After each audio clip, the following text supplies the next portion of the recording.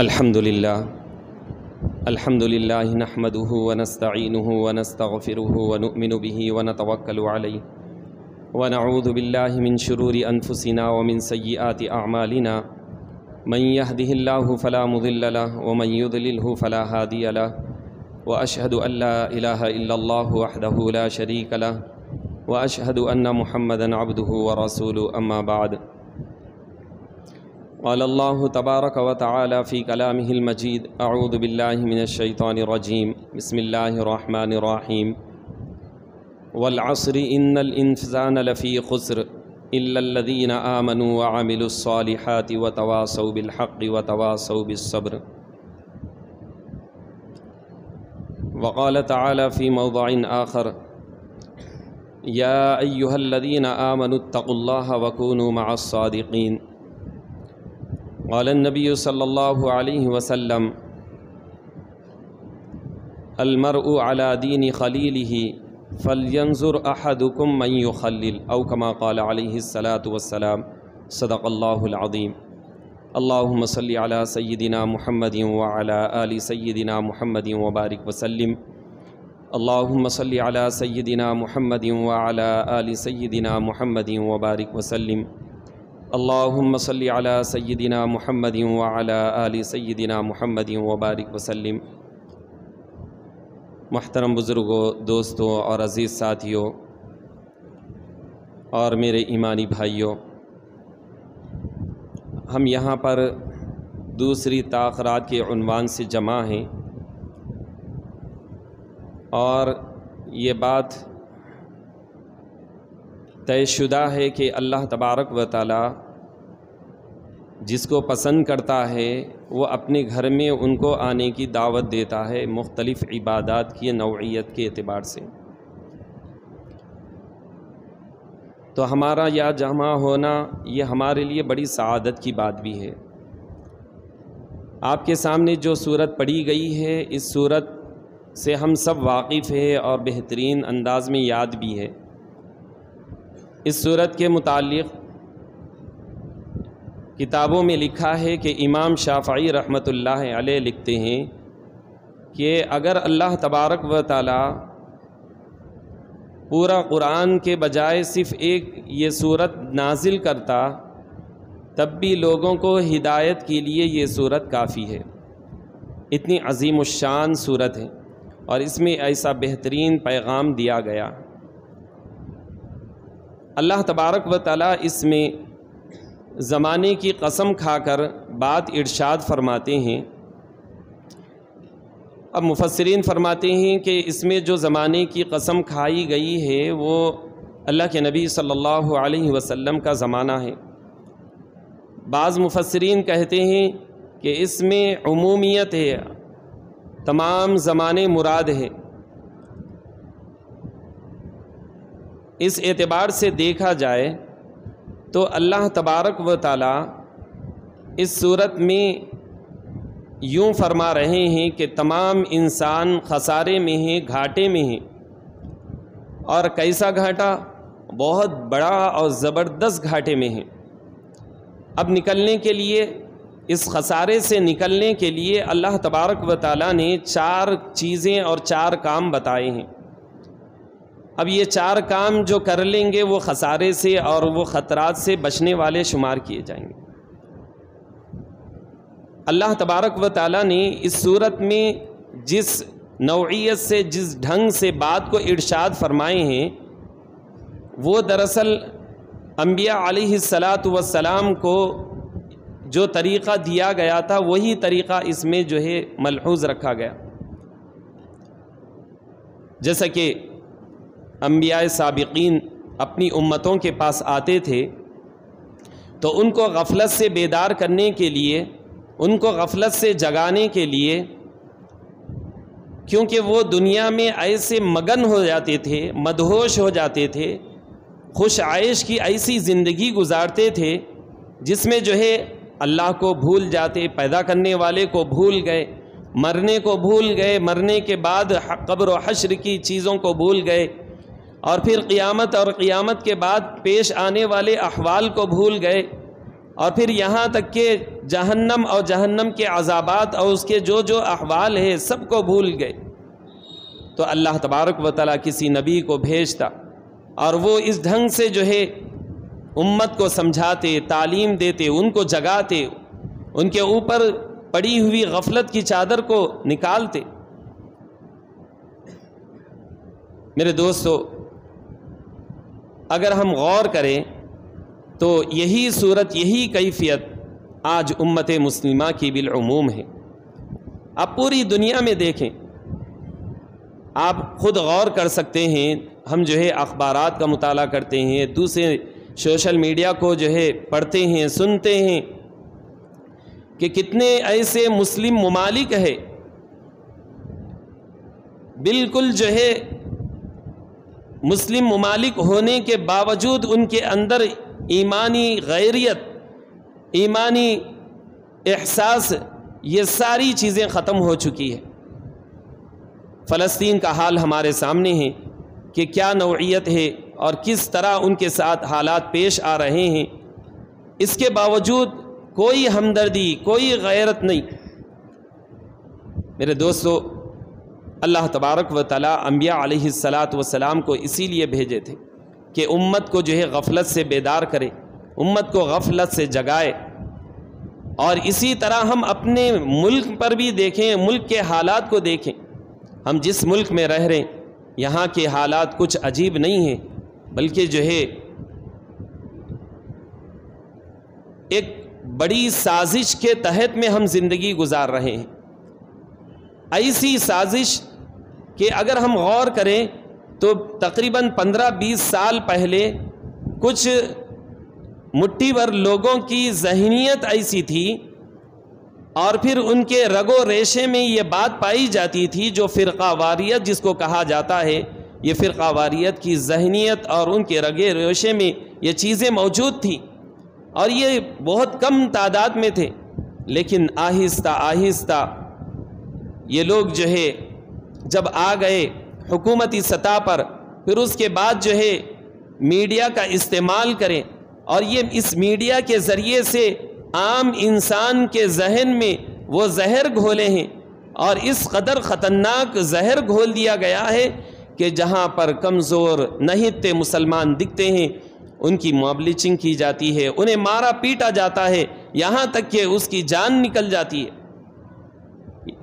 تو یہ چیزیں، یہ میرے دوستو، یہ ایسا نہیں ہے کہ یہ چند مہینوں میں یا ایک آدھ سال میں یہ ساری چیزیں پیش آ رہی ہیں، بلکہ ان کی محنت دیکھیں کہ اکابر علماء فرماتے ہیں کہ ان کی جو محنتیں ہیں 100 سال سے ہیں، یہ جو ہے 100 سال سے ایک پلاننگ کر کے رکھے ہیں، اس پلاننگ کے تحت میں اب جو اقدامات ہو رہے ہیں یہ جو ہے 100 سال کی پلاننگ ہے، یہ آنن فانن ہونے والی چیزیں نہیں ہیں۔ یہ ہم کو نظر آ رہا ہے کہ یہ آنن فانن ہو رہی، لیکن یہ ایسی بات نہیں ہے، بلکہ ہر چیز یہ پلاننگ کے حساب سے رکھے ہوئے ہیں اور اسی کے حساب سے انجام دے رہے ہیں۔ جیسے کہ اللہ تعالیٰ نے کلام پاک میں فرمایا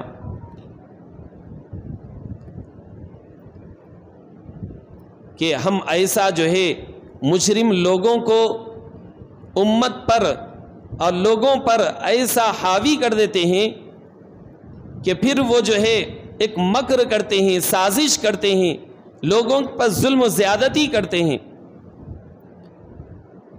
تو یہ بات جو ہے آج امت مسلمہ کی جو کیفیت ہے اس کو غور کریں، اور یہ جو ہے اس غفلت سے نکلنے کی ہمیں کوشش کرنے کی ضرورت ہے۔ ایک تو یہ کہ امت میں اب ان جو حالات میں ہم بیٹھے ہوئے ہیں، ہم جن حالات سے گزر رہے ہیں، ان حالات کو نمٹنے کے لیے ہمارے پاس دو چیزیں سخت ضرورت کی ہے۔ ایک تو یہ کہ اتحاد، دوسرے جو ہے غفلت سے بیدار ہونا۔ غفلت سے بیدار ہونا بے حد ضروری ہے۔ اللہ نے اپنے انبیاء علیہ السلام کو خصوصی طور پر اسی لیے بھیجا۔ ہمارے نبی علیہ السلام نے بھی یہی مشن انجام دیا ہے، امت کو غفلت سے بیدار کیے، غفلت سے جگائے ہیں، اور انہیں جہنم کے راستے پر چل رہے کو روکا ہے۔ بلکہ یوں فرمایا گیا کلام پاک میں کہ یہ تو جو ہے جہنم کے گڑھے کے قریب پہنچے ہوئے تھے، ان کو جو ہے پکڑ کر کھینچ کر جو ہے جنت کے راستے پر ڈالا گیا ہے۔ اور پھر میرے دوستو غفلت اس قدر ہم پر حاوی ہو گئی ہے، آج ہم نوجوانوں کو دیکھیں، بڑی عمر کے لوگوں کو دیکھیں، نوجوانوں کا کیا حال ہے۔ نوجوانوں کا یہ حال ہے کہ رمضان کے علاوہ ایام بھی ہے، لیکن رمضان میں بھی یہ کیفیت ہے کہ بعض دفعہ مساجد میں بولنا پڑتا ہے کہ جو ہے تراویح پڑھو، فون مت دیکھو۔ تراویح کے لیے آ کر بھی فون کا استعمال کرتے ہیں اور اس پر جو ہے مختلف چیزیں دیکھتے ہیں، گیم کھیل رہے ہیں، واٹس ایپ کا استعمال ہوتا ہے۔ میرے دوستو یہی ہے غفلت، اسی کو غفلت کہا جاتا ہے کہ ہم مسجد میں آ کر بھی جو ہے غافل بن جائے۔ تو میرے دوستو اب اگر نوجوان نسل ہماری جو ہے پوری رات فونوں میں رہے اور فون پہ جو ہے پب جی کھیلا جا رہا ہے اور جو ہے پوری رات گزر جا رہی، پوری رات عشاء کے بعد سے صبح ہو جا رہی۔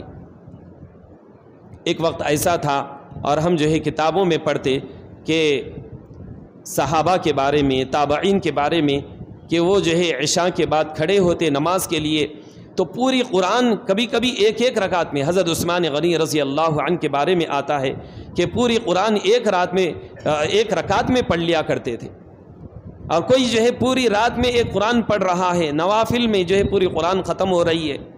تو حیرت ہوتی تھی یہ لوگ کیسا پڑھتے ہیں، کیسا جو ہے یہ لوگ جو ہے پوری رات میں قرآن کو مکمل پڑھ لیتے ہیں، نیند نہیں آتی، تھکتے نہیں۔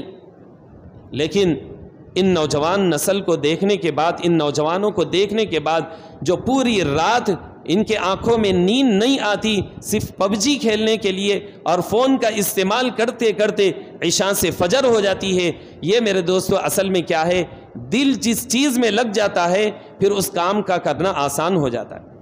تو یہ لوگ قرآن ایک ایک رکعت میں پڑھتے تھے تو دل لگ جاتا تھا، تو مشقت محسوس نہیں ہوتی۔ آج یہ نوجوان بھی ایسا دل لگائے ہوئے ہیں کہ ان کو تھکان نہیں، نیند نہیں آتی، صبح ہو جاتی۔ تو میرے دوستو یہ جو ہے اس غفلت سے نکلنے کی ضرورت ہے۔ آج امت پہ کیسے کیسے حالات آ رہے ہیں اور ہم جو ہے غفلت ہی میں پڑے رہیں تو پھر ہم جو ہے گاجر مولی کی طرح کاٹ دیے جائیں گے۔ اور پھر اتحاد امت کی بھی ضرورت ہے۔ اتحاد امت یہ کیسے حاصل ہوگا، اس کے لیے اللہ کے نبی صلی اللہ علیہ وسلم نے ہمیں سکھائے ہیں۔ اللہ کے نبی صلی اللہ علیہ وسلم جب ہجرت کر کے مدینہ طیبہ تشریف لے گئے، وہاں پہنچنے کے بعد اللہ کے نبی صلی اللہ علیہ وسلم جو مہاجرین تھے ان کو انصار کے ساتھ جوڑ دیے۔ جو ہجرت کر کے گئے تھے وہ تو جو ہے کوئی سامان، کوئی جو ہے ایسی چیزیں لے کر نہیں گئے کہ ان کو جو ہے آرام سے وہاں رہنا پڑا، بہت مشقت سے جو ہے ان کی زندگی گزر رہی تھی۔ اللہ کے نبی صلی اللہ علیہ وسلم نے انصار کے ساتھ جوڑ دیا کہ فلاں صاحب ان کے ساتھ رہیں، فلاں صاحب ان کے بھائی، ہر ایک کو جوڑ دیا آپ نے۔ تو اسی کو کہا جاتا ہے دین کا دوست، دینی دوستی۔ جیسا جو ہے دنیا کے اعتبار سے بھی ہمارے دوست ہوتے ہیں، دو دوست مل کر تجارت کرتے ہیں اور جو ہے تجارت میں جو ہے یہ دوستی ایسا نبھاتے ہیں اور پورے انصاف کے ساتھ ایسا جو ہے تجارت کرتے ہیں، بزنس کرتے ہیں کہ اس میں ہماری ترقی ہوتی جاتی ہے۔ ظاہر سی بات ہے کہ جس میں صحیح وقت لگتا اور صحیح نیت سے جو کام ہوتا اس میں اللہ ترقی دیتا ہے۔ تو ایسے ہی صحابہ اکرام رضوان اللہ علیہم اجمعین کو اللہ کے نبی نے دینی دوست بنا کر یہ بتا دیا کہ اتحاد امت، کیونکہ آپ دیکھیں کہ جب اسلام آیا اس سے پہلے جو صحابہ کہلائے گئے ہیں ان کی یہ کیفیت تھی، ایمان لانے سے پہلے پورے جو ہے قبیلوں میں بٹے ہوئے تھے، میرا قبیلہ یہ، میرا قبیلہ یہ، ہر ایک اپنے قبیلے کی واہواہی کرتا، بڑائی بیان کرتا، تکبر کرتا کہ میں ایسے خاندان سے ہوں، میرا قبیلہ ایسا ہے، میرے باپ دادا ایسے ہیں، سب عصبیت کا شکار ہے اور سب ہر ایک جو ہے قبیلے میں جو ہے اپنے فخر کو جو ہے بیان کرنا ایک عزت سمجھ رہا ہے۔ ایسے موقع پر اللہ کے نبی صلی اللہ علیہ وسلم صحابہ کو جوڑ رہے ہیں۔ ایک وقت وہ بھی آیا تھا کہ جب اللہ کے نبی صلی اللہ علیہ وسلم ایک غزوے سے لوٹ رہے ہیں تو اس وقت جو ہے منافقین کا سردار عبداللہ ابن ابی نے وہاں پر جو ہے ایک انصاری صحابی جو کم عمر کے تھے، یہ سمجھا کہ یہ چھوٹا سا بچہ ہے، ان کے سامنے جو ہے مہاجرین کی ہجو کی، اللہ کے نبی کی تذلیل کی، اور پھر جو ہے انصار کو ابھارا، تو اللہ کے نبی صلی اللہ علیہ وسلم سخت ناراض ہوئے، کیونکہ آپ جس مشن کو لے کر آئے تھے وہ اتحاد امت، تلک امت واحدہ، اللہ نے ایک امت ہم کو بنایا ہے، ایک امت۔ آج جماعتوں میں، فرقوں میں بٹ کر مسلمان اپنی طاقتوں کو جو ہے بانٹ دیا۔ اب ایک انگلی میں وہ طاقت نہیں ہے جو ایک مٹھی میں طاقت ہوتی ہے، ایک مٹھی میں طاقت ہوتی ہے، ایک انگلی میں طاقت نہیں ہوتی۔ تو یہ مسلمانوں کو اللہ کے نبی نے اس طرح جوڑ دیے تھے، کوئی توڑ نہیں سکتا تھا۔ غزوہ تبوک میں ایک صحابی کسی عذر کی وجہ سے نہیں گئے، اور پھر آنے کے بعد اللہ کے نبی صلی اللہ علیہ وسلم نے ان کے لیے یہ اعلان کیا کہ ان سے کوئی جو ہے ملاقات نہ کرے، ان کو سلام نہ کرے، نہ ان کا سلام کا جواب دے، یہاں تک کہ ان کی اہلیہ سے بھی کہا کہ تم میکے چلے جائے۔ تو ایک لمبی داستان ہے، مختصر یہ ہے کہ وہاں پر جو ہے ایک بادشاہ نے یہ دیکھا کہ اچھا موقع ہے، ان کو جو ہے اپنے طرف کھینچ لے، تو ایک لیٹر لکھا اور کہا کہ تمہارے نبی نے تم سے جو ہے اپنے چہرے کو پھیر لیا، اور ایسا ایسا پورا جو ہے خط لکھا۔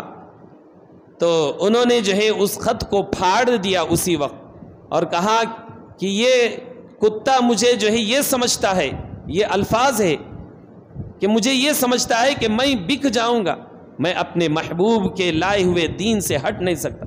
یہ جو ہے دل میں اتحاد ایسا اللہ کے نبی نے پیدا فرمایا۔ صحابہ کبھی کسی چیز پہ جو ہے اپنے آپ کو نہیں مول لیتے تھے۔ بہرحال اللہ کے نبی صلی اللہ علیہ وسلم نے صحابہ اکرام رضوان اللہ علیہم اجمعین کو ہر ایک کے ساتھ ایک دوستی کے طور پر جوڑ دیا، اور پھر جو ہے یہ ایسا اتحاد تھا میرے دوستو کہ صحابہ اکرام رضوان اللہ علیہم اجمعین یہ ہمیشہ اس چیز کا خیال رکھا کرتے تھے، اس دوستی کو انجام دیتے تھے ہر موڑ پر۔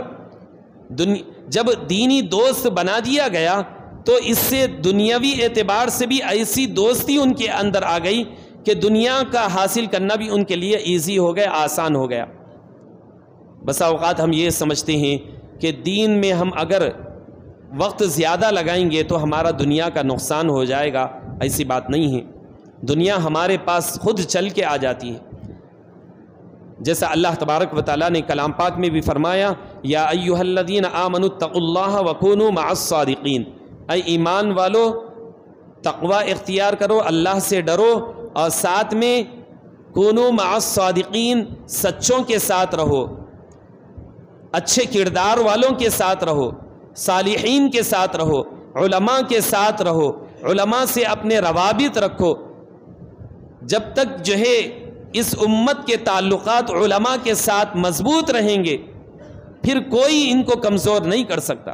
آج ایک سب سے بڑی کمزوری یہ بھی ہے، کئی تقریروں میں علماء اکرام یہ بتاتے ہیں کہ آج امت علماء سے کٹ گئی، جس کی وجہ سے ان کے اندر دینی انحطاط آ گیا، دین کی کمزوری آ گئی۔ ہمارے ہر مسائل کو دنیاوی ہو یا دینی ہو علماء سے ربط کرنا چاہیے، ان سے پوچھنا چاہیے۔ تو یہ جو دینی دوستی ہوتی ہے اس کے بہت بڑے اثرات ہوتے ہیں، اس کے بہت بڑے اثرات اور ثمرات ہوتے ہیں۔ اللہ کے نبی صلی اللہ علیہ وسلم نے یوں فرمایا کہ دیکھو کسی عطر فروش کے پاس اگر تم گئے تو تم اگرچہ عطر نہ لگائے ہو تب بھی تمہارے پاس عطر کی خوشبو آتی ہے۔ اسی طرح جو ہے اگر کسی لوہار کے پاس جائیں گے، اس کی دکان میں جا کر بیٹھیں گے تو اگرچہ تمہارے پاس اس کی آگ نہیں پہنچی لیکن چنگاری ضرور آئے گی، دھواں کا اثر ہمارے کپڑوں میں ضرور آئے گا۔ ایسے ہی صحبت کا اثر ہوتا ہے، صحبت کا اثر ہوتا ہے۔ اگر کسی جو ہے ہمارا ایک ایسا دوست ہے جو سگریٹ پیتا ہے، سگریٹ نوشی کرتا ہے، تو ایک وقت آئے گا کہ جو اچھا خاصا بھلا انسان ہے، کبھی سگریٹ نہیں پیا، لیکن وہ کبھی جو ہے تنہائی میں یہ سوچتا ہے ایک دو کش مار کے دیکھیں گے. یہ ایک چیز ہے، فطری چیز ہے، صحبت کا اثر ہے. ایسے ہی کسی شراب نوش کے پاس جا کر کوئی بیٹھ جائے، بیٹھتے بیٹھتے اس کو بھی یہ ایک جو ہے اندازہ ہوتا ہے کہ دیکھیں گے اس کا مزہ کیسا ہے. تو صحبت کا اور ماحول کا اثر ہوتا ہے. جیسے رمضان کا ایک ماحول ہوئے کہ دینی ماحول بنا ہوا ہوتا ہے تو دین کے کام کرنا، اعمال کرنا، عبادت کرنا، صدقہ خیرات کرنا آسان ہو جاتا ہے. کچھ لوگ ایسے بھی ہوتے ہیں جن کے دل میں روزہ رکھنا بہت کٹھن ہوتا ہے، روزہ رکھنے کو بہت مشقت محسوس کرتے ہیں، لیکن ماحول ایسا بنا ہوا ہے، گھر کے لوگ کہیں گے روزہ نہیں رکھا، رمضان ہے. باہر کے دوست و احباب کہیں گے، محلے والے کہیں گے کتنا بڑا بے شرم ہے، روزہ نہیں رکھتا، رمضان آیا ہے، فرض روزے ہیں، ہٹا کٹا ہے، کھاتا پیتا انسان ہے. تو جیسا اس میں شرم و حجاب محسوس کرتا ہے تو پھر جو ہے اس کے لیے روزہ رکھنا آسان ہو جاتا ہے. کیوں؟ ماحول بنا ہوا ہے. ماحول سے انسان، اسی لیے علماء فرماتے ہیں کہ انسان ماحول سے 80% سیکھ لیتا ہے اور خود اپنی محنت سے 20% سیکھ لیتا ہے. تو ماحول کا اثر ہوتا ہے. تو جو دینی دوستی ہوتی ہے یہ ایک ماحول ہے کہ ہر محلے میں، ہر مسجد کے تحت میں ایک دینی دوستی کا گروپ ہونا چاہیے. اس کا اثر یہ ہوتا ہے کہ ہم اس مسجد سے دینی دوستی کا گروپ اور ایک جو ہے گروپ بندی کے ساتھ ہم رہیں گے اور مسجد کے امام صاحب کے ساتھ رابطے میں رہیں گے تو ہمارا دین کا بھی فائدہ، دنیا کا بھی فائدہ. پڑھنے والے بچے اپنی پڑھائی کے اعتبار سے ربط میں رہیں اور کام کرنے والے، کاروبار والے اس اعتبار سے ربط میں رہیں تو اس سے بڑا فائدہ ہوتا ہے، دین کا بھی اور دنیا کا بھی. اور ایک فائدہ یہ ہوتا ہے کہ مستقبل میں خدا کرے کہ 1000 بار کہ کوئی ایسی حالات نہ آئیں، کوئی ایسی کیفیت نہ ہو، لیکن یہ کوئی بعید بات بھی نہیں ہے کہ حالات تو آئیں گے ہی، لیکن ان حالات میں بھی ہمیں جڑے رہنے کے لیے، ایک دوسرے سے ربط میں رہنے کے لیے، ایک دوسرے کو چین کے طور پر جیسا چین ہوتی ہے اس طرح جڑے رہنے کے لیے دینی دوستی کا حلقہ ضروری ہے. جب ہم دینی دوست بن کے رہیں گے، ایک دوسرے کے ساتھ جڑے ہوئے رہیں گے، کوئی بھی حالات آ جائے ایک آواز پر سب جڑ جائیں گے. اب اگر دینی دوستی سے ہم جڑے نہیں، چیدہ چیدہ رہیں گے، تنہا منفرد زندگی گزاریں گے، کسی پر کوئی بھی حالات آ جائے، اب کسی کو کوئی پتہ ہی نہیں ہے کون صاحب کیا ہے، کیسے ہیں، اب پھر ان کے حالات کیا ہے. اب کسی کے اوپر کچھ فائنینشلی کوئی پریشانی آ گئی، طبیعت خراب ہوئی، کچھ حالات آ گئے تو اب جو ہے کوئی رابطہ نہ ہونے کی وجہ سے وہ بیچارے پریشان رہتے ہیں. اگر کوئی فرقہ وارانہ فساد پھیل جائے تو اس وقت بھی جو ہے کوئی جلدی سے جو ہے کوئی ایسا اقدام نہیں ہوتا، کوئی مدد کے لیے نہیں پہنچتے. اس کے برخلاف اگر دینی دوستی کا گروپ ہوگا تو اس کے ثمرات، اس کے اثرات یہ ہوں گے کہ ایک آواز پر سب جڑ جائیں گے. اور ہر مسجد سے یہ گروپ ہوگا تو مسجد، ایک محلے میں 4 مسجدیں ہوں گی تو گویا کہ 4 گروپ ہوئے تو بہت بڑا ایک جو ہے مضبوط ہمارا حلقہ بن جائے گا. اللہ کے نبی صلی اللہ علیہ وسلم نے اسی لیے کہا کہ المرء علی دین خلیلہ، کہ انسان جو ہے اپنے دوست کے جو ہے طریقے پر ہوتا ہے. اور اللہ کے نبی نے فرمایا کہ فلینظر احدکم، تم میں سے ہر ایک کو چاہیے کہ دیکھیں فلیخلل، کس کو دوست بنا رہا ہے.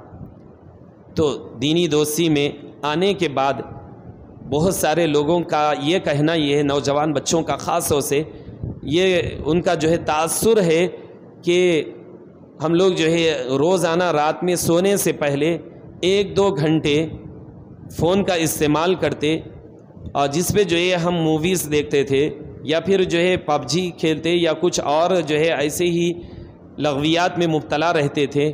لیکن اس دینی دوستی کے حلقے سے جڑنے کے بعد اللہ کا بہت بڑا کرم ہوا، فضل ہوا کہ فون کا استعمال کرنے سے گھن پیدا ہو رہی.